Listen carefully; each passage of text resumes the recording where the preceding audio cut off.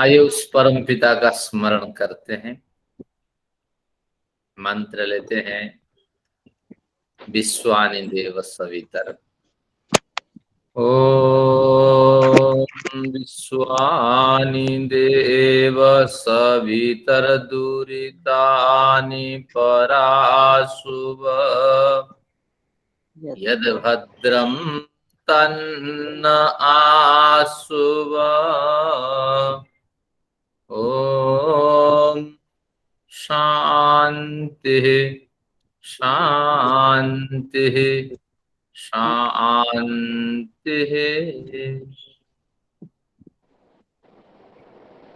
उस ऋषिगण वंद्य परमपिता के प्रति हम सभी मिलकर के नमस्कार निवेदित करते हैं, आभार व्यक्त करते हैं। ज्येष्ठों को मेरा नमस्कार है, अभिवादन है। कनिष्ठों को स्नेह है। अनुराधा जी का विशेष स्नेह है हम सब पर, क्योंकि बड़े श्रम पूर्वक पिछले कक्षा के पाठों को पंक्तिबद्ध करके वो बड़े लंबे समय से प्रस्तुति देती आ रही हैं। निश्चित रूप से इसका तो अलग फल ईश्वर उनको देंगे ही, तो इसमें कोई संदेह नहीं है। आचार्य जी, आज मैं वो डेंटिस्ट के पास गई थी। पूरा मेरा लेफ्ट वाला गाल और मुंह जो है वो पूरा सुन्न पड़ा हुआ था। उसी हालत में आने के बाद मैंने कविता लिखी है और उसी में सुनाई है। वो खुल नहीं रहा था बिल्कुल। अभी भी अब जाके सुन थोड़ा सा ठीक हुआ है। और मैंने उस हालत में, मेरे को लगा गाया नहीं जाएगा आज, तो मैं कैसे भेजूंगी, या तो फोटो करके भेज दूंगी उसकी जो लिखी है डायरी में, ऐसे सोचा था। फिर बड़ी मुश्किल से गा के आज मैंने भेजा। धन्यवाद आपका। भावनाओं को समझते हैं। आइए आज का सत्र समाप्त करेंगे, प्रारंभ करते हैं। और इसमें प्रारंभिक के प्रश्न लेते हैं। हमारी जो मैडम इंदिरा माता जी है, उनका एक प्रश्न था कि ईश्वर के विविध नाम क्यों हैं, कंफ्यूजन होता है। ऋषि इस तरह ये विविध नामों को प्रस्तुत करके सत्य क्यों बताना नहीं चाहते, इसके पीछे क्या कारण है।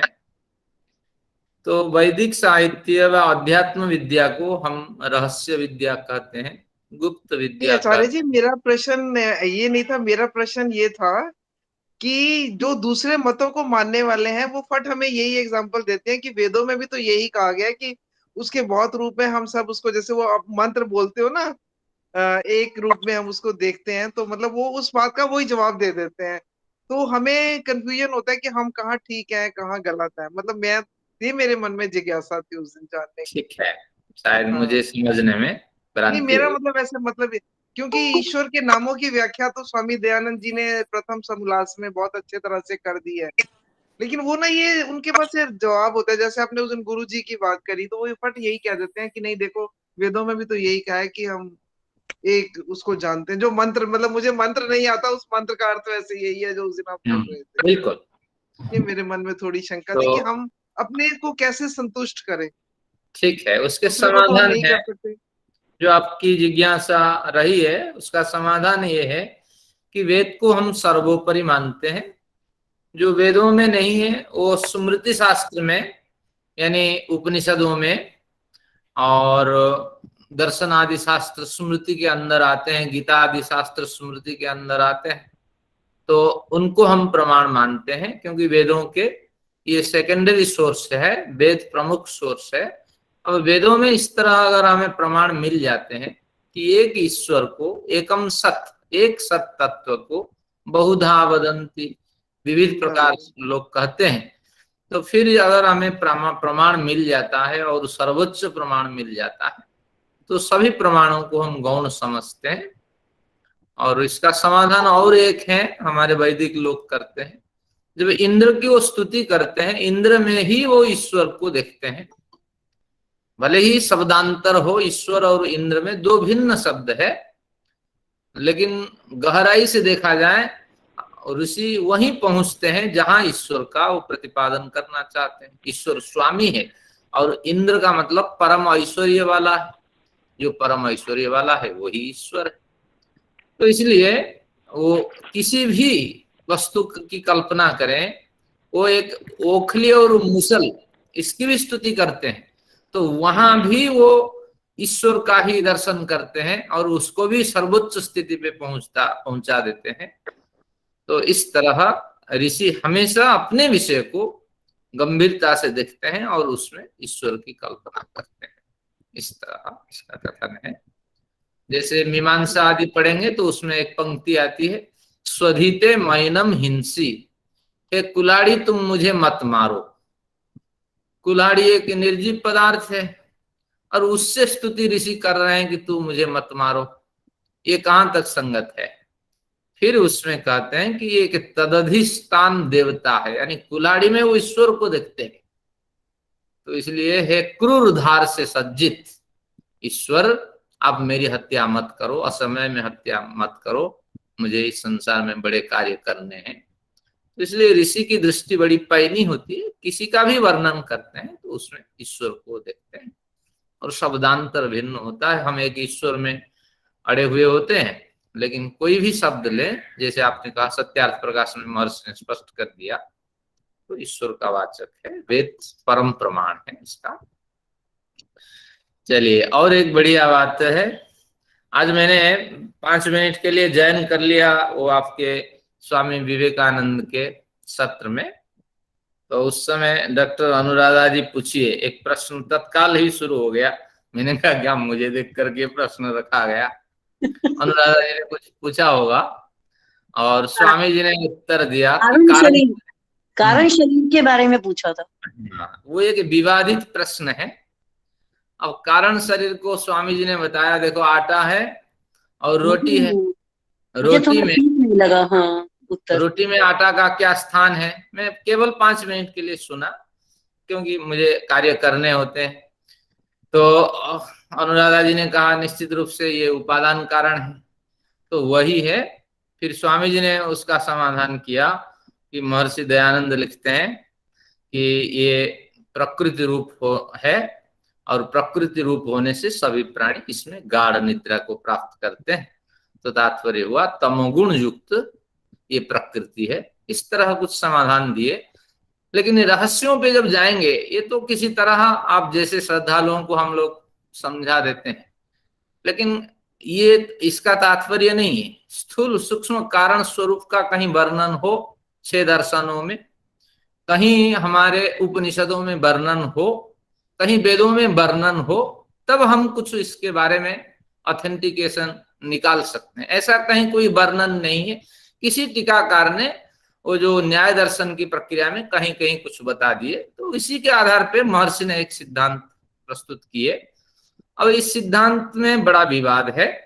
अगर हम स्वामी विवेकानंद जी की बात मानते हैं तो उसमें क्या भ्रांति होगी कि स्थूल शरीर भी तो उसी प्रकृति से बना है, सूक्ष्म शरीर उस प्रकृति का अतिशय सूक्ष्मतम तत्व है, फिर ये कारण शरीर फिर कैसे बन गया उसी सूक्ष्मतम प्रकृति से। तो इस तरह फिर इसका समाधान हम ईश्वर से रखते हैं कि अगर स्वामी जी को कहना अभिप्राय होता कि जो सूक्ष्म शरीर है वह प्रकृति रूप है, प्रकृति ही है कह देते तो प्रकृति रूप क्यों कहा। तो सूक्ष्म शरीर से हम ईश्वर को मानते हैं, परमेश्वर का जो आयतन है प्रकृति के कण कण में विद्यमान है। तो हर रात को जब हम शयन को प्राप्त करते हैं तो उसी परमेश्वर में हम अपने को स्थापित करते हैं और फिर जब उठते हैं जागते हैं फिर उसी परमेश्वर का स्मरण करके फिर हम उस निद्रा को त्याग करते हैं। ये भी एक पक्ष है।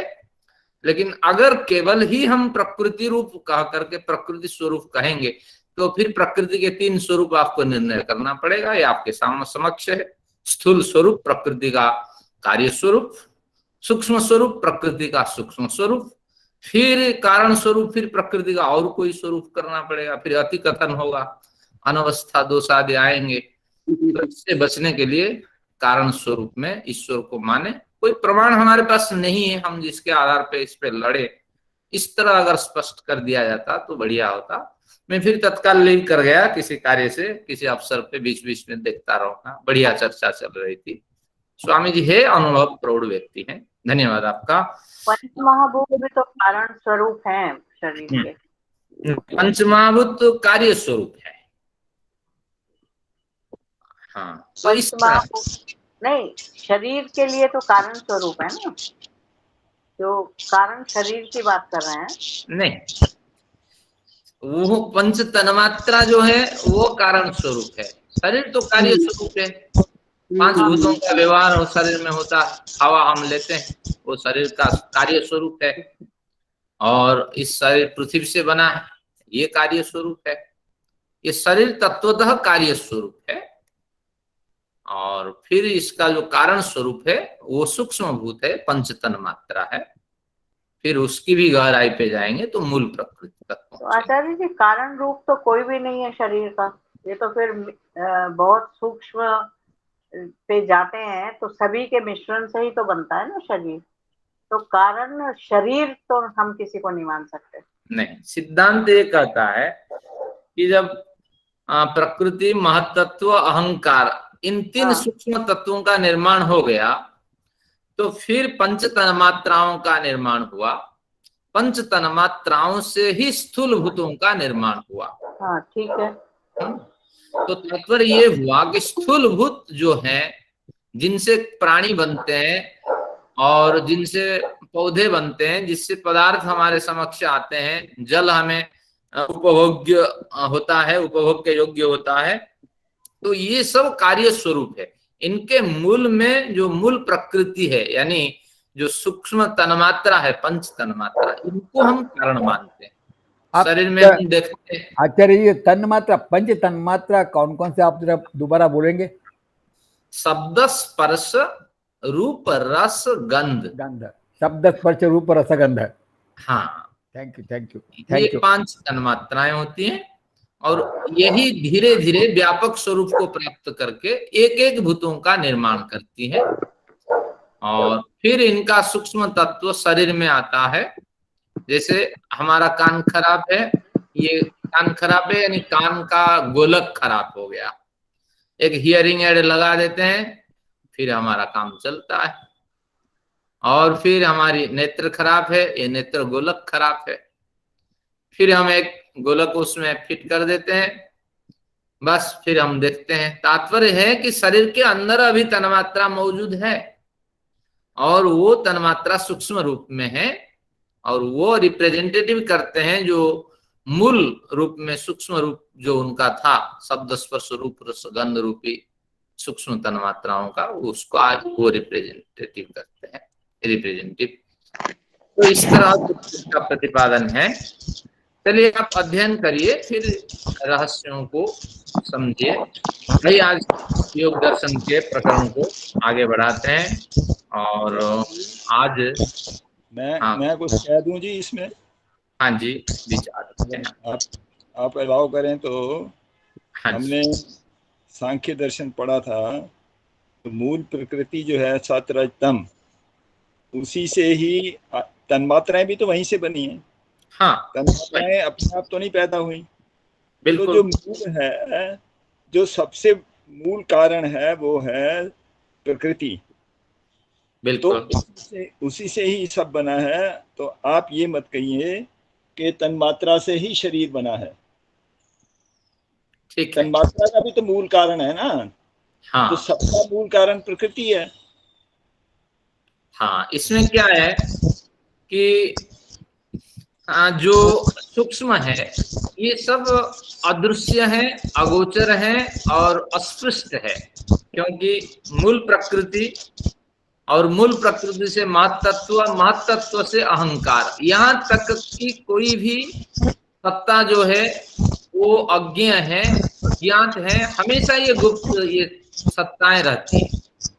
तो जब सृष्टि बनी तो उसकी जो कड़ी है वो है हमारे सूक्ष्म भूत है, अहंकार है। तो अहंकार से विकार उत्पन्न होने लगता है। हर पिंड जब व्यवस्थित होते हैं तो अहंकार से ही ये सारा कुछ बना हुआ होता है, और अहंकार का जो स्वरूप है, सात्विक अहंकार से आपके 16 इंद्रियां बन जाती हैं, और जो तामसिक अहंकार उससे तन्मात्राएं बन जाती हैं, और तन्मात्रा ही पंचभूत का कारण है, और अशरीर आत्मा आकर के उस पंचभूत से निर्मित पिंड पे हावी हो जाती हैं। और हम अगर बारीकी से देखें तो सूक्ष्म स्वरूप तो मूल प्रकृति ही है, लेकिन और थोड़ा स्थूल रूप में कल्पना करें तो अहंकार से बने जो तन्मात्राएं हैं उनसे हमारा निर्माण है। तो इस तरह उन्होंने और बढ़िया स्पष्टीकरण किया कि हमें सूक्ष्मता के रूप में इनको लेना चाहिए, मूल प्रकृति को। बढ़िया आपका सुझाव। और लेकिन ये आपको सूक्ष्मता और सामान्य स्थूलता इस दृष्टि से इस तरह का किया जाए। अगर आपने सामान्य लेना है तो वैशेषिक दर्शन पे जाइए ना। हाँ, वैशेषिक दर्शन वही कहता है यहीं से परमाणुओं का निर्माण होता है। अभी आप पढ़ते आए, जहाँ से शुरू होते हैं वहां से चलिए फिर। हाँ, तो यही है इसका कथन। धन्यवाद। चलिए, आपने बढ़िया सुझाव दिया। अब हम क्या करते हैं, योग दर्शन के क्रम को आज लेते हैं। योग दर्शन में हमने पूर्व कक्षा में अध्ययन किया था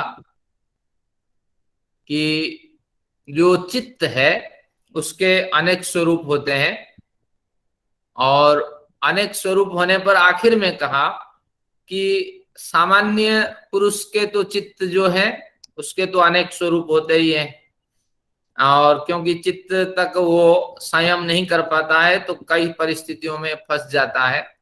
लेकिन जो साधक का चित्त है उसका चित्त व्यवस्थित होता है, तो इसलिए व्यवस्थित साधक का यहाँ कथन हुआ है। तो उस व्यवस्थित साधक का जो चित्त है वह विवेक ख्याति को भी प्राप्त कर लेता है, और विवेक ख्याति से युक्त होकर वह संप्रज्ञात समाधि से युक्त हो जाता है। और संप्रज्ञात समाधि में जब वो युक्त होता है तो फिर धीरे धीरे धीरे धीरे साधना और संयम करता हुआ तो उसको उस विवेक ख्याति में, जो संप्रज्ञात समाधि में मिलने वाली विवेक ख्याति है, विवेक ख्याति का मतलब प्रकृति पुरुष का भेद ज्ञान, जब ये भेद ज्ञान उसको मिल जाता है तो उस समय वो क्या करता है कि उस भेद ज्ञान का साक्षात्कार जब वो कर लेता है तो उसमें भी उसको दोष दिखाई पड़ता है, और उस दोष का जब निवारण हो जाता है, जब उस दोष से वो अप्रभावित रहता है, तब जाकर के उसको असंप्रज्ञात समाधि की स्थिति प्राप्त होती है, या और किसी स्थिति समाधि की स्थिति प्राप्त होगी वो अभी बताएंगे। इसी सूत्र पे हम केंद्रित थे। विशेष दर्शिनः, विशेष देखने वाले का आत्मभाव भावना विनिवृत्ति ही। आत्मभाव भावना, आत्म संबंधित जो भावना है, जो ज्ञान है, उस ज्ञान का भावना, ज्ञान का बार बार मनन चिंतन जो है, तो उससे जब उसकी निवृत्ति हो जाती है, विशेष देखने वाले योगी के, अभी विशेष को खोलेंगे, जब आत्म संबंधित ज्ञान की जो भी भावना है उस भावना के मनन चिंतन रूपी प्रवृत्ति का जब विनाश हो जाता है तो उस समय उसको असंप्रज्ञात समाधि की प्राप्ति होती है, धर्म मेघ समाधि के बीच में आने वाली है, उसकी प्राप्ति होती है। इस तरह कुछ बात बताएंगे। अब प्रश्न यही है, विशेष वो क्या देखता है। देखिए स्वामी जी ने क्या लिखा, हम आगे खोलते हैं। विवेक ख्याति द्वारा जीवात्मा और चित्त में भेद को देखने वाले साधक का नाम विशेष को देखता है। विवेक ख्याति, विवेक का मतलब विविध रूप से, और वेक जो है वो बीच धातु से निर्णय, समीक्षा आदि अर्थ में बीच धातु का प्रयोग होता है। बीच विवेक, विशेष रूप से समीक्षा निर्णय करने की शक्ति प्राप्त हो जाती है, तब विवेक की प्राप्ति हुई।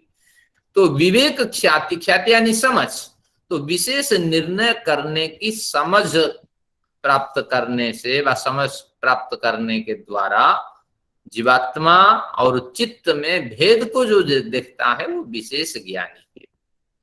अब विशेष ज्ञानी अगर ये देखता है तो संप्रज्ञात समाधि, जो सामान्य स्तर की समाधि थी, उस समाधि में भी यही ज्ञान था। क्योंकि विवेक ज्ञान के बिना 3 चीजें हैं ना, विवेक, वैराग्य, अभ्यास। और उसको घुमा दीजिए, पहले आपको क्या बनेगा कि वैराग्य होगा, वैराग्य से अभ्यास होगा, फिर विवेक ख्याति की प्राप्ति होगी, फिर धीरे धीरे संप्रज्ञात समाधि की स्थिति आएगी। तो वो कहता है संप्रज्ञात समाधि में भी विशेष ज्ञान था, विवेक ख्याति की चर्चा हुई थी। कहाँ पे विवेक ख्याति की चर्चा हुई थी कि आगे के प्रकरण में आप जब पढ़ेंगे विवेक ख्याति, तो हम पढ़ करके आ चुके हैं विवेक ख्याति श्लोक, सूत्र संख्या में आपको बताता हूं 2.26 में हमने विवेक ख्याति का अध्ययन किया था। अब तो 4th पॉइंट पे चल रहे हैं। तो यानी संप्रज्ञात समाधि की स्थिति में भी विवेक ज्ञान होता है, और विवेक ज्ञान में जो पुरुष है वो नित्य बुद्ध शुद्ध मुक्त है, ये ज्ञान बना रहता है। और जो प्रकृति है वो निश्चित रूप से जड़ है। जो प्रकृति है भोग उपलब्ध कराने वाली है, और सत्व रज तम गुण से हमें विविध प्रकार से भ्रमित करने वाली है, ये ज्ञान होता है। तो पुरुष इस ज्ञान का मनन चिंतन करते हुए निश्चित रूप से प्रकृति से अलग रहने के लिए वो प्रयत्न करता, फिर आत्म साक्षात्कार के लिए वो कोशिश करता। तो ये संप्रज्ञात समाधि की स्थिति थी। अब इस बात को उठा करके ये क्या कहना चाहते हैं, विशेष दोष दर्शिना, यहाँ कुछ विशेष वो देखना चाहता है साधक। तो विशेष क्या देखना चाहता है, विशेष दर्शिना, विशेष क्या देखना चाहता कि देखिए ऐसी स्थिति में जब विवेक ज्ञान बार बार आप मनन कर रहे हैं, चिंतन कर रहे हैं, समाधि में बैठ रहे हैं, और क्या चिंतन कर रहे हैं, मनोबुद्धि अहंकार चित्तानि नाहम, मैं मन नहीं हूं, बुद्धि नहीं हूं, अहंकार नहीं हूं, चित्त नहीं हूं, और मैं क्या हूं, चिदानंद रूपः शिवोहम शिवोहम, मैं चित्त स्वरूप से युक्त हूं और आनंद स्वरूप जैसा अनुभव कर रहा हूं। आनंद तो हूं नहीं, क्योंकि मेरे पास वो सामर्थ्य नहीं है, लेकिन ईश्वर का स्मरण करते करते कुछ आनंद आभास से मैं युक्त हूं। जब इस तरह मनन करता है तो मनन करते ही संप्रज्ञात समाधि की स्थिति उसकी प्राप्त हो जाती है। लेकिन मनन करना और अनुभव करना, ये दोनों में भिन्नता है। तो अब वो मनन करना यहां छोड़ देता है, विशेष अब देखना चाहता है। जो मनन करता है अब उसको वो अनुभव करता है। अब ऐसा नहीं है कि केवल शब्दांतर और के भावनांतर में वो बहता नहीं, बहने के लिए एक अलग समाधि रख दी गई। अब जितनी कल्पना करें, जितनी ऊंची उड़ान उड़े, ईश्वर है, मैं उसकी गोद में बैठा हुआ हूं, ईश्वर है, वो मेरे हाथ पकड़ करके ले जा रहे हैं, मैं ईश्वर का दर्शन कर रहा हूं, और ईश्वर मुझे भी देख रहे हैं, सुन रहे हैं, जान रहे हैं, हमारे बीच इंटरेक्शन हो रहा है। ये सारी कल्पनाएं आप संप्रज्ञात समाधि के स्तर पे करें, और अगर इस तरह कल्पनाएं करते हैं तो संप्रज्ञात समाधि में कुछ अनुभव आपके होते हैं। लेकिन असंप्रज्ञात समाधि के स्तर में विशेष दोष दर्शिनः, विशेष दर्शिनः यानी विशेष दृष्टा आप होते हैं, जो अनुभव करते हैं उसको विशेष रूप में जानते हैं, बारीकी से जानते हैं, समझते हैं।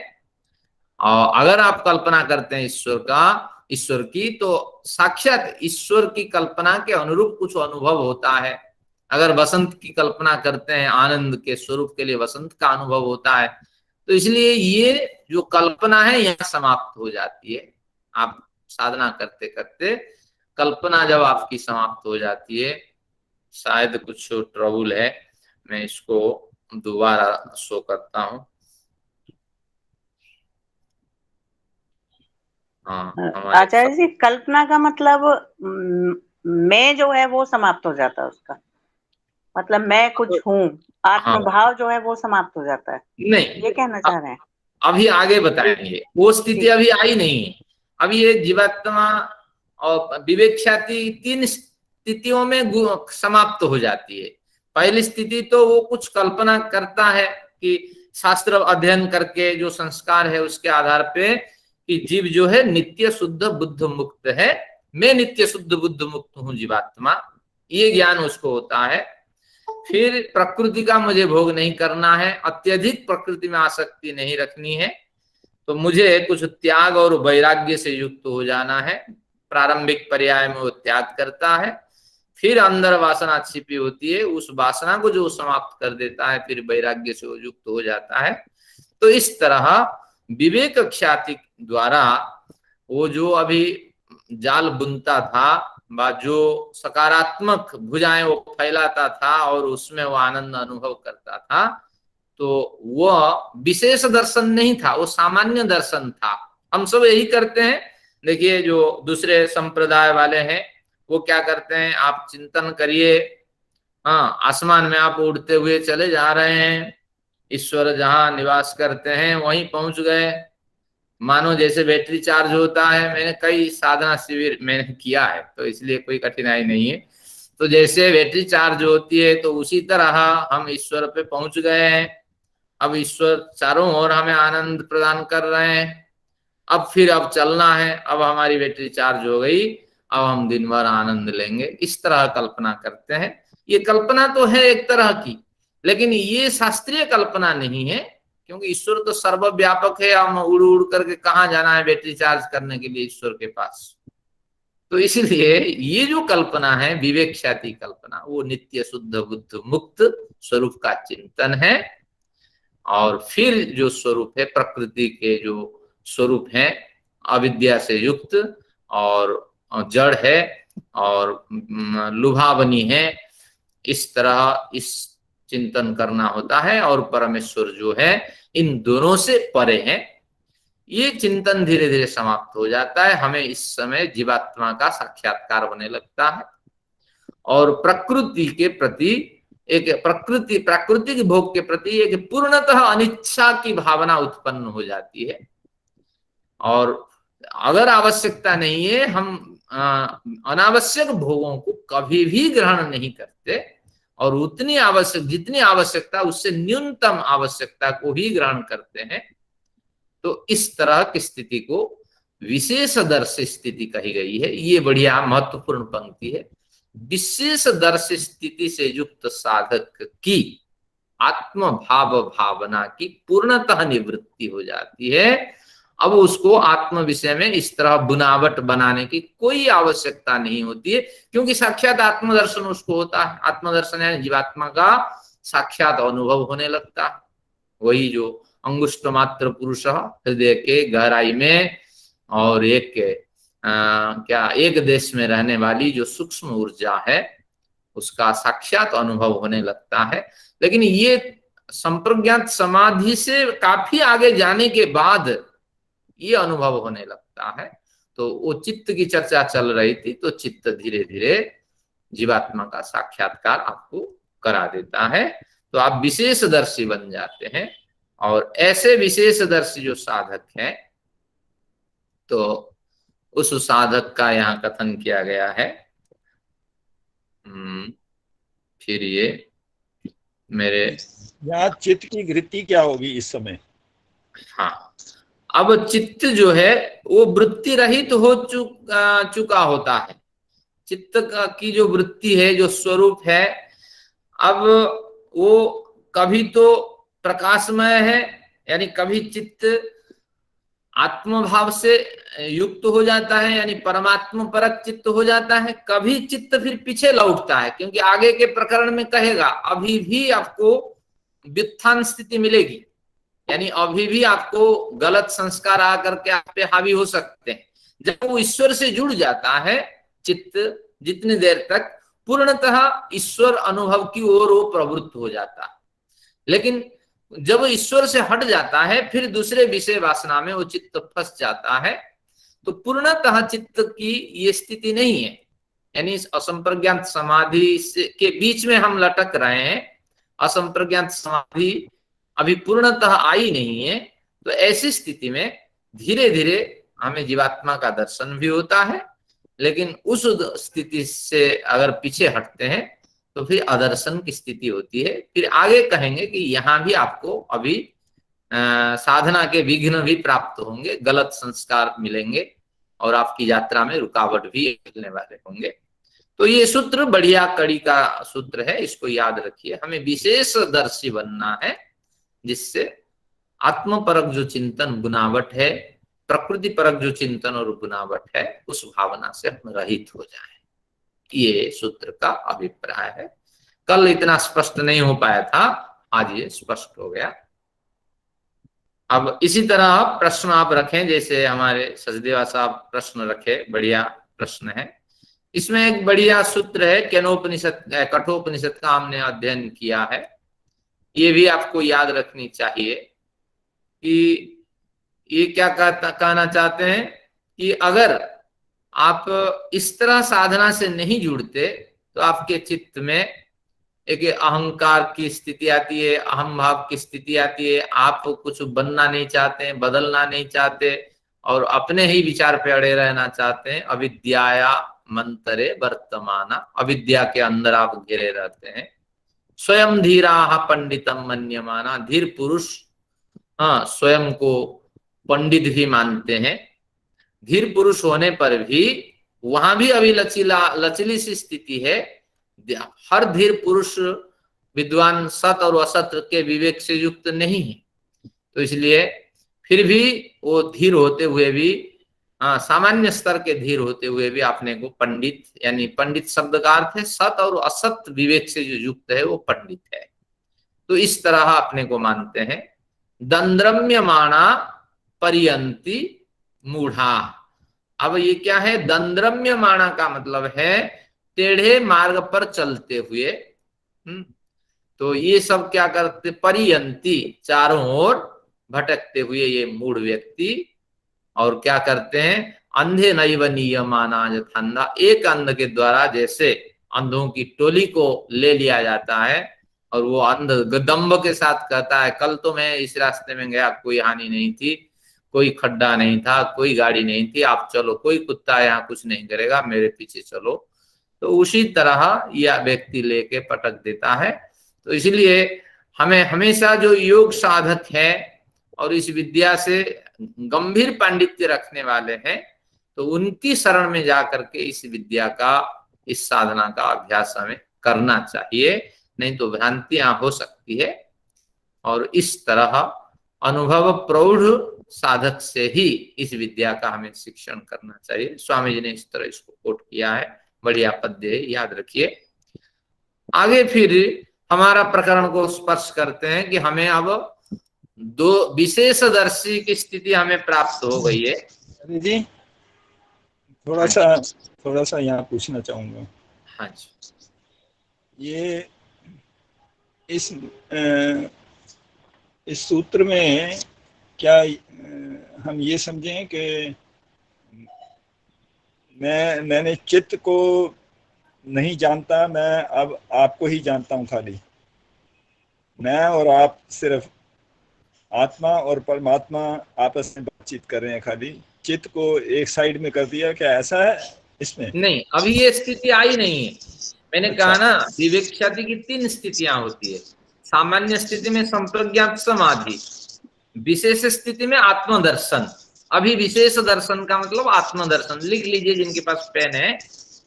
विवेक ख्याति की 3 स्थितियां होती है। पहली स्थिति में संप्रज्ञात समाधि की स्थिति होती है, उसमें क्या होता है? हाँ, अब तीसरी स्थिति जस्ट आने वाली है।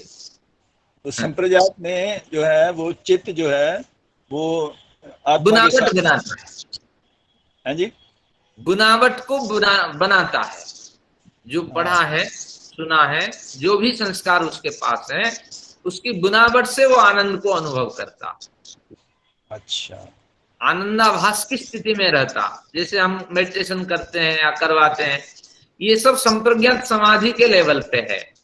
हम अपनी कल्पनाओं में डूबते हैं, कई बार आनंद मिलता है, कई बार नहीं मिलता। चित्त अनुभव करता है संप्रज्ञात में। बिल्कुल, चित्त अभी भी यहाँ मौजूद है सेकंड स्टेज में, यानी विशेष दर्शी चित्त जो है सेकंड स्टेज में।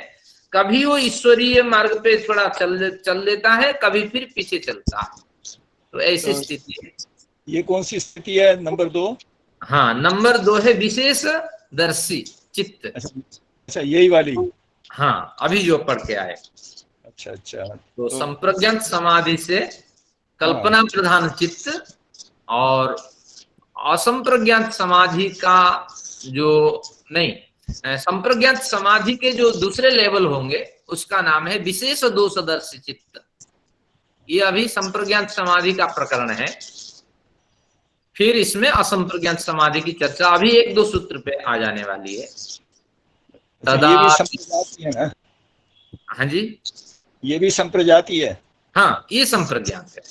संप्रज्ञात के 4 स्रोत होते हैं, धीरे धीरे ये स्पष्ट होंगे, क्योंकि पर वैराग्य से अपर वैराग्य से संप्रज्ञात समाधि की स्थिति प्राप्त हुई, फिर अपर वैराग्य से जब युक्त हुए विवेक ख्याति की प्राप्ति हुई, ये दूसरी स्थिति, फिर उसी संप्रज्ञात समाधि में अब विशेषदर्शी स्थिति प्राप्त हुई, फिर इसके बाद विशेषदर्शी स्थिति जब प्राप्त हुई तो उससे पूर्व हमने पर वैराग्य को भी प्राप्त कर लिया, क्योंकि विशेष दर्शी स्थिति में दोष दिखाई पड़ा। बढ़िया आपने खोला इसको कि एक जिनके पास पुस्तक है वो प्रथम अध्याय का 16वां सूत्र देखें। प्रथम अध्याय का 16वां सूत्र निकालिए, उसमें लिखा है क्या? तत्परम पुरुष ख्यातिर गुण वैतृष्ण्यम। मैं अगर जाऊं तो दोबारा आने में टाइम लगेगा। नहीं आ गया। हाँ, तो उसमें क्या कहता है देखिए, प्रथम अध्याय का 16वें सूत्र में तत्परम पुरुष ख्याते है, पुरुष ख्याति से, पहले ले लीजिए, पुरुष ख्याति से, पुरुष की ख्याति यानी समझ, पुरुष के साक्षात्कार से। अब क्या होता है कि तत्परम वो पर वैराग्य की प्राप्त होती है, और गुण वैतृष्ण्यम, जो अब तो तमोगुण रजोगुण खत्म हो चुके हैं, सत्व गुण के प्रति वितृष्णा की भावना उत्पन्न होती है।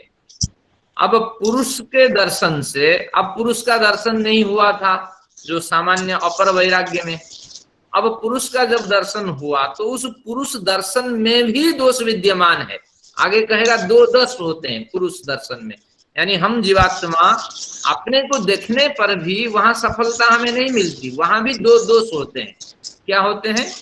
सर्व अधिष्ठातृत्व, आगे स्पष्ट होंगे, फिर सर्वज्ञातृत्व, ये 2 दोष होते हैं। आज मेरे पास एक साधक आए, उन्होंने कहा देखिए ईश्वर की कितनी कृपा है, जब जब मैंने जो चाहा सो प्राप्ति हो गई। तो तात्पर्य ये हुआ, अभी भी गहराई में इनकी बैठी हुई है कि सर्व भाव अधिष्ठातृत्व, मेरे पिछले जन्म के अच्छे संस्कार हैं, मेरे इस जन्म के क्रियमान संस्कार है, तो सूक्ष्म एक भावना उसमें छिपी हुई है कि मैंने जब जब जो कामना की ईश्वर ने उसकी पूर्ति कर दी। ये सर्व भाव अधिष्ठातृत्व, समस्त क्षेत्र में मेरा अधिकार है और ईश्वर जानता है, उसको दिया। सर्वज्ञातृत्व, मैंने जिसे जानना चाहा और देखो उसे आज अनुभव कर रहा हूं। इसी जीवात्मा को साक्षात्कार करने के लिए मैंने प्रयत्न किया और अनुभव कर रहा हूं। निश्चित रूप से मैं धन्यवाद के पात्र हूं। ये सूक्ष्म संस्कार उसके अंदर विद्यमान होते हैं। ये संस्कार जब नष्ट होंगे तो फिर हमें आगे ईश्वर की प्राप्ति होगी। तो वही देखिए 16वां सूत्र वही कह रहा है, पुरुष ख्याते है, पुरुष ख्याति की प्राप्ति हो जाने पर वो जो सत्व गुण है वो 2 दोषों को लेके वहां बैठा हुआ है, सर्वभाव अधिष्ठातृत्व, सर्वज्ञातृत्व। तो उस चित्त के प्रति फिर वितृष्णा इसकी उत्पत्ति होती है कि ये सत्व वृत्ति हट जाए, जो भावना मेरे मन में उठ रही है वो हट जाए। तो ऐसी जैसी स्थिति प्राप्त जब होती है तब जा करके फिर जो असंप्रज्ञात समाधि की प्राप्ति होती है। और फिर आप आ जाइए इस सूत्र पे, 26 नंबर सूत्र 4थे अध्याय का। आज उस प्रकरण को सब पढ़ते हैं और बड़े समय है हमारे पास 20 मिनट। अब हम पूर्व सूत्र के साथ अब लिंक बनाते हैं। पूर्व सूत्र में हमने क्या पढ़ा था कि जब विवेक ख्याति की द्वितीय स्थिति हमें प्राप्त हो जाती है, विशेषदर्शी अब बुनावट नहीं बनते हैं, सब सकारात्मक रूप में हमारे दर्शन होने लगते हैं। तो ऐसी स्थिति में हमारी भी उन्नति होती है, हमें 2 सिद्धियां या सफलताएं मिलती हैं। तो क्या है वो? तदा विवेक निम्नम कैवल्य प्रागभारम चित्तम। अभी चित्त मौजूद है, कभी तो शून्य हो जाता है ईश्वर चिंतन से, केवल आत्ममय हो जाता है, तो कभी फिर व्युत्थान दशा को प्राप्त होता है। तो वह चित्त तदा, तदा यानी विवेक ज्ञान होने पर, विवेक ज्ञान यानी ईश्वर जीवात्मा के साक्षात्कार होने पर, विवेक निम्नम, निम्न का मतलब नीचे की ओर जाना, अभिमुख जाना, तो निम्न के ऊपर एरो लगा के अभिमुख लिख लीजिए। विवेक के अभिमुख चलने वाला चित्त होता है। विवेक विशेष समीक्षा पूर्वक चलने वाला चित्त होता है। अगर मुझे कोई व्यक्ति दे दे एक पैकेट, मेरा ले लीजिए आचार्य जी, आपके लिए भेंट है। अब मैं तो साधक नहीं हूं, मैं गृहस्थी हूं, तो इसलिए महर्षि लिखते हैं, महर्षि दयानंद, सन्यासी प्राप्त किए बिना, सन्यासाश्रम को प्राप्त किए बिना राग द्वेष से आप रहित नहीं हो सकते। तो मैं कल्पना करूंगा भैया इसके अंदर तो कुछ होगा और इसको प्राप्त करके मेरा गृहस्थ चमक सकता है, कैसे मैं छोड़ दूं, मिला हुआ पदार्थ कैसे छोड़ दूं, तो मैं इसको आनाकानी करके नहीं चाहिए नहीं चाहिए कहता हुआ भी मैं इसको रख लूंगा। यहाँ विवेक निम्नम, जब इस तरह जीवात्मा का साक्षात्कार हो जाता है, योगी हर पदार्थ को विवेक पूर्वक ग्रहण करता है, क्योंकि उसका जो चित्त है विवेक की अभिमुख होता है। और उसका विवेक क्या होता है कि ये मेरा पुरुषार्थ का है क्या, मैं इसको ग्रहण करूं, ये बार बार पूछता है। जब पुरुषार्थ का नहीं है तो मुझे इसकी आवश्यकता नहीं।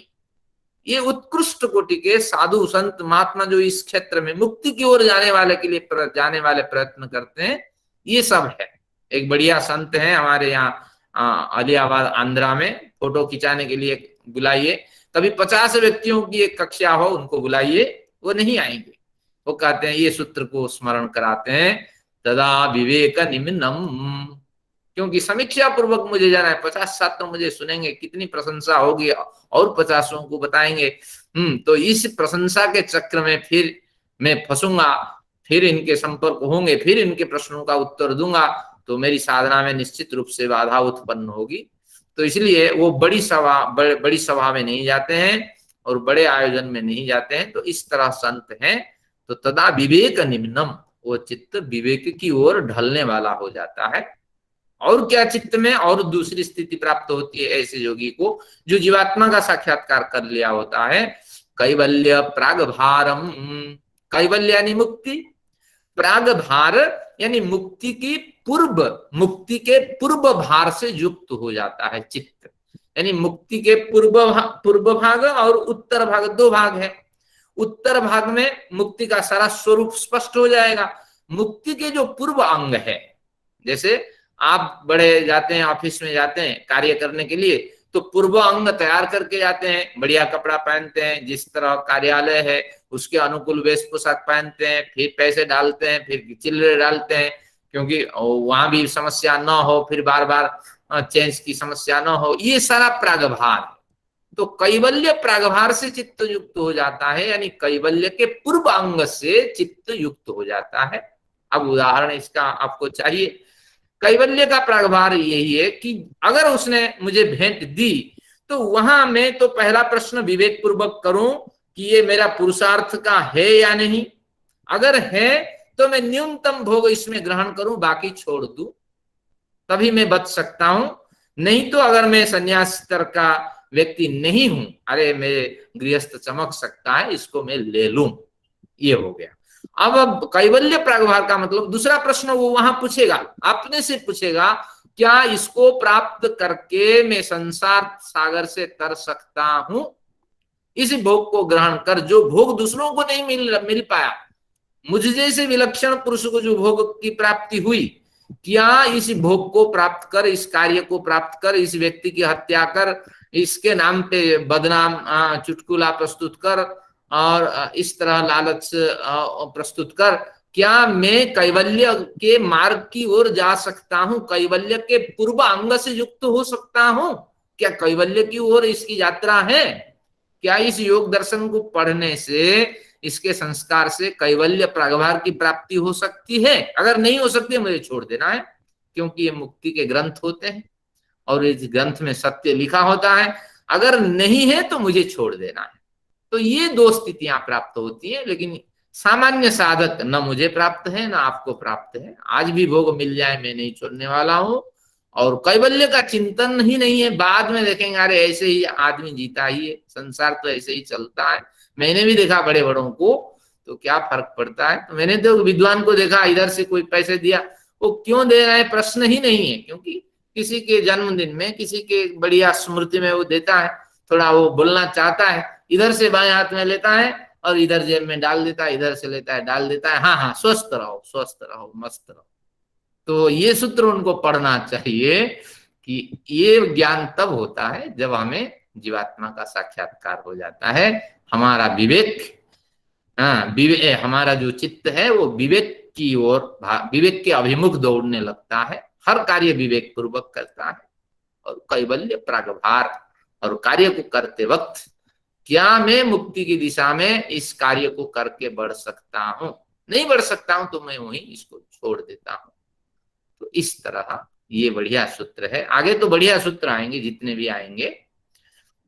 चलिए, तो ये विशेष आचार्य जी इस सूत्र के हिसाब से इसमें इस समय चित्त की वृत्ति निरोध हो गया है कि अभी नहीं हुआ? अभी वृत्तियां हैं इस स्टेज पे 26वें सूत्र में? अभी हैं वृत्ति, अभी हैं। हाँ, चित्त कई बार तो समाप्त हो जाता है ईश्वर चिंतन से, लेकिन कई बार अभी चित्त फिर आएगा, उसमें भी अभी संस्कार है। 2 संस्कार मैंने कहा था ना, सर्वभावाधिष्ठातृत्व, सर्वज्ञातृत्व, अभी ये 2 संस्कार है उसके अंदर। मैं कुछ अनुभव मौजूद है अभी, वृत्तियां अभी हैं, अभी है। अगले में ये विशेष होगा, ये आ गया आपको। तच्छिद्रेषु प्रत्यंतराणि संस्कारेभ्यः, यानी ऊंची स्थिति है, यानी जीवात्मा का साक्षात्कार कर लेने पर भी आप ये नहीं कह सकते कि मैं योग के जो विघ्न संस्कार है, लौकिक संस्कार है, या जो सिद्धिजन्य संस्कार है उनसे रहित होगा गया हूं, ये नहीं कह सकते। अभी भी आपके अंदर छिद्र है। जितने समय आप ईश्वर से जुड़ते हैं उतने समय तक आप साधक हैं, जितने समय तक बाहर व्यवहार करते हैं उतने समय तक आप धोखे में रहते हैं। मैंने कल उदाहरण दिया था, बहुत से साधु संत हैं, देखिए सुबह जैसे सरदार क्या करता है ना, बढ़िया चोटी रखता है, तलवार लगता है कि मक्खी भी नहीं मारता, लेकिन उसको ढोता है। तो उसी तरह साधु संत महात्मा, इनको केश कर्तन का निर्देश दिया गया कि 6 माह तक इनके बाल की जो समस्या है खत्म हो जाए। लेकिन बहुत से साधु संत रोजाना सुबह जैसे हवन पूजन होता है तो उसी तरह रोजाना खोपड़ी को साफ करते रहेंगे। प्लेन खोपड़ी चाहिए कि फोटो बढ़िया आए, अच्छी आए। तो यह छिद्र है इसी तरह। और भोग मिल जाए तो बहुत साधु संत महात्मा भोग का स्पर्श भी नहीं करते हैं, रुपए पैसे पे हाथ नहीं लगाते हैं, ऐसे भी साधक हैं। लेकिन बहुत से साधक हैं इधर से दिया इधर से लिया। अगर पैसे कमाना है और तो फिर तो आप व्यवसाय भी कर सकते हैं। तो छिद्र अभी भी मौजूद है। जितने उच्च कोटि के साधक हैं उसके अंदर बड़े बड़े छिद्र हैं। समाधि में वो तो निष्ठ है, उसके व्युत्थान स्थिति में जब होते हैं, समाधि से रहित स्थिति, व्यवहार की स्थिति में जब होते हैं तो उनसे बड़ी त्रुटियां हो जाती है। इसी को ये खोलते हैं। तत् छिद्रेषु विवेक ज्ञान प्रवाह के मध्य मध्य में टूटने पर, टूटेगा हमेशा तो आप ज्ञान युक्त नहीं रह पाएंगे, क्योंकि बाजार जाएंगे तो वहां भी दृष्टि आपकी इधर उधर जाएगी। हाँ, बढ़िया भोजन पर जाएगी दृष्टि, हाँ, और बढ़िया जीवन जीने वाले व्यक्तियों के प्रति जाएगी, बढ़िया गाड़ी के प्रति जाएगी। तो कहीं ना कहीं ये आपको निश्चित रूप से दुख देने वाली स्थिति प्राप्त होगी। कभी एकांत की प्राप्ति होगी, उस एकांत में ईश्वर चिंतन के बदले और कुछ विषय का चिंतन भी उस समय भी हो जाएगा।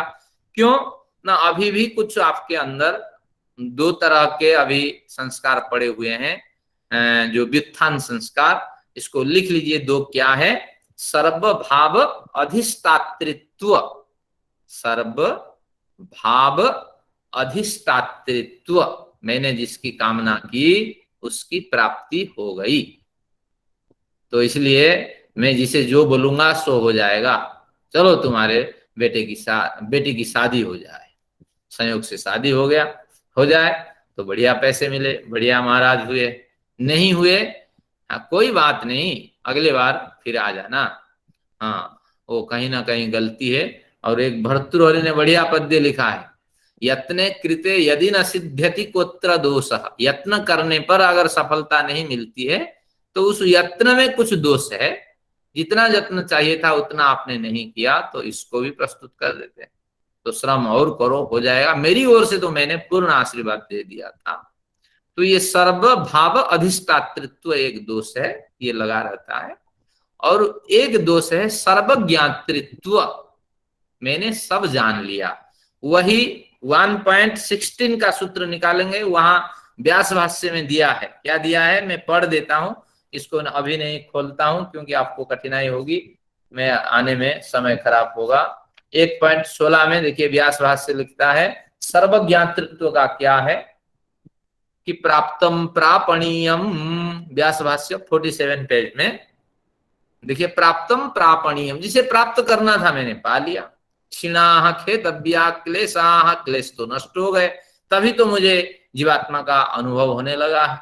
छिन्नः श्लिष्ट परवाः, श्रृंखलाबद्ध जो भव संक्रम संसार का चक्र था, मुझे लगता है वो नष्ट हो गया है। यस्याविच्छेदात् जनित्वा म्रियते मृत्वा वा जायते, इसके विच्छेद से, यस्य अविच्छेदात्, जिसके निरवच्छिन्न होने प्रवाह होने से संसार के चक्र के हम बार बार जन्म हो रहे थे, मर रहे थे, वो अब नष्ट हो गया। अब कोई समस्या नहीं, कोई मुसीबत नहीं, तो मैं बहुत ऊंची स्थिति पे पहुंच गया हूं। ये दो स्थिति भावना ये साधक की बनी रहती है और मुझे ही अनुभव हो रहा है। देखिए दूसरों को अनुभव नहीं हो रहा है। हम चर्चा करते हैं आपस में, जब 4-5 मित्र होते हैं, साधक होते हैं, या बचपन की याद करिए, जब मेस करके हम 4-5 व्यक्ति रहते हैं, तो शाम को जो व्यक्ति नहीं है तो उसके बारे में चर्चा करते हैं, देखो उसने ऐसे ऐसे कहा था, हाँ वही तो ऐसे ऐसे ही कहेगा। हाँ, जब और आप नहीं होते हैं तो आपके बारे में भी चर्चा होती है, देखिए उसने क्या कहा था। तो उसी तरह यहाँ भी साधना करते वक्त हमारी नजर जाती है कि देखिए उसने क्या कहा। अभी तो मैंने एक बढ़िया उदाहरण दिया कि स्वामी जी ने ऐसे कह दिया, संस्कार शरीर क्या, किसको, कारण शरीर को, यही है तच्छिद्रेषु। इतनी ऊंची स्थिति तो प्राप्त नहीं हुई है, लेकिन अभी भी छिद्र बना हुआ है। तो देखिए ऐसे नहीं कहना था, ऐसे कहना था, तो ये सारी स्थितियां बनी रहती है। तो प्रत्ययांतराणी, इसको खोल देते हैं। देशांतर यानी अन्य देश, प्रत्ययांतर तो अन्य प्रत्यय, प्रत्यय ज्ञान को कहते हैं। तो देशांतर अन्य देश, प्रत्ययांतर अन्य ज्ञान, तो अन्य ज्ञान से युक्त हो जाता है साधक। अब अन्य ज्ञान से युक्त हो जाता है तो कोई किसी तरह, यहाँ व्याख्यान उन्होंने खोला नहीं, आगे खोलेगा, ये व्यास भाष्य मैंने देख लिया। तो अब ये जो 2 प्रत्यय है, इस तरह बहुवचन कहने के कारण और भी अनेक प्रत्ययों की कल्पना की जा सकती है। उसके अंदर सूक्ष्म रूप में ये कुछ अभिवृत्तियां बनी रहती है, और वो फिर कहेंगे जो सिद्धियों के संस्कार है वो भी बंधन होते हैं, तो वो भी यहाँ ग्रहण किए जा सकते हैं। आगे के सूत्र में कहेंगे सिद्धियों के संस्कार भी इसमें भिन्न ज्ञान के रूप में विद्यमान रहते हैं। तो इसके कारण तो क्या बना, तच्छिद्रेषु, उनके छिद्रों में, विवेक ज्ञान प्रवाह के मध्य मध्य में जो छिद्र बना हुआ है संस्कारों के कारण, जो गलत संस्कार अभी आपके बने हुए हैं, तो और प्रमुख रूप में जो 2 संस्कार है, तो उसके कारण से भिन्न भिन्न ज्ञान उत्पन्न होते रहते हैं। और अब हमें क्या करना, इनको हटाना है। तो अब पेन ले लीजिए, ये बढ़िया सूत्र है। अब कैसे हटाना है, ये 5-7 सूत्र आप पढ़ चुके हैं, इसको लिखना पड़ेगा, क्योंकि साधना करनी है तो जबरदस्त कम करना पड़ेगा, तब जाके कुछ मिलेगा। सूत्र का अर्थ स्पष्ट कर देता हूं। हानमेषाम क्लेशवत् उक्तम, अब तो उसको विनाश करना ही पड़ेगा, जो भी अभी आखिर में सूक्ष्म संस्कार है जो उभर रहे हैं। तो हानम एसाम, इन लौकिक संस्कारों का कहिए, या योग सिद्धि से प्राप्त संस्कारों का कहिए, या सूक्ष्म संस्कारों का कथन करिए। स्वामी जी ने लौकिक लिखा, योग सिद्धि के संस्कार भी अब लिख दे के लिख सकते हैं, सूक्ष्म संस्कार भी अब लिख दे के लिख सकते हैं। तो इन संस्कारों का भी क्लेशवत्, क्लेशों के समान, हानम, नाश करने का उपदेश शास्त्रों में दिया गया है। एसाम ऐसाम लौकिक संस्काराणाम, इन लौकिक संस्कार और विभूतिजन्य संस्काराणाम सूक्ष्म संसाराणाम क्लेशवत हानम उक्तम, क्लेशों के समान बेदर्दी से इनके विनाश करने के लिए शास्त्रों में उपदेश दिया गया है। तो क्या क्या है क्लेश के समान कैसे विनाश कर सकते हैं? तो पेन ले लीजिए, जो जागरूक हैं, जो नहीं है बाद में सुन लेंगे। नंबर 1 लीजिए, कुछ सूत्र जो आप पढ़ चुके हैं, केवल मैं उनका स्मरण कराता हूं। 1.12 में एक सूत्र मिलेगा, क्लेशों को हमने कैसे विनाश किया था, इन सूक्ष्म संस्कारों को भी ऐसे विनाश करेंगे। अब तो क्लेश नहीं रहे, क्लेश जा चुके हैं। कहां से क्लेश जा चुके हैं अभी पढ़ेंगे। अभ्यास वैराग्याभ्याम तन निरोध, ये सूत्र पढ़े थे 1.12 में। अभ्यास और वैराग्य के अभ्यास करते करते धीरे धीरे हमने क्लेशों को हटाया था, ये नंबर 1 है। नंबर 2 में ले लीजिए 1.32, इसमें हमने क्या पढ़ा था कि तत्प्रतिषेधार्थम एक तत्वाभ्यास, उन क्लेशों को हटाने के लिए, उन गलत संस्कारों को हटाने के लिए 1.32 में कहा था एक तत्वाभ्यास, एक ही ईश्वर तत्व में आपको हमेशा रमे रहना चाहिए। कौन सा है? 1.32 32। हाँ, ठीक है।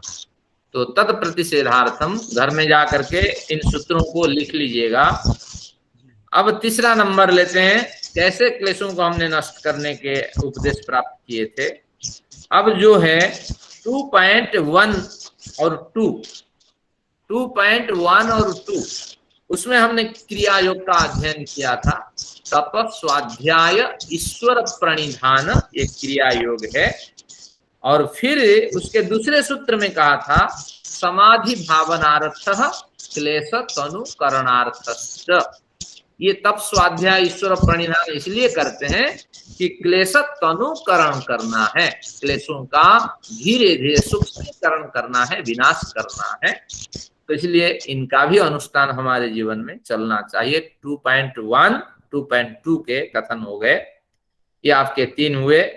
अब 4 में आते हैं। 2.10 में भी उन्होंने क्लेश विनाश के एक सूत्र बताया था।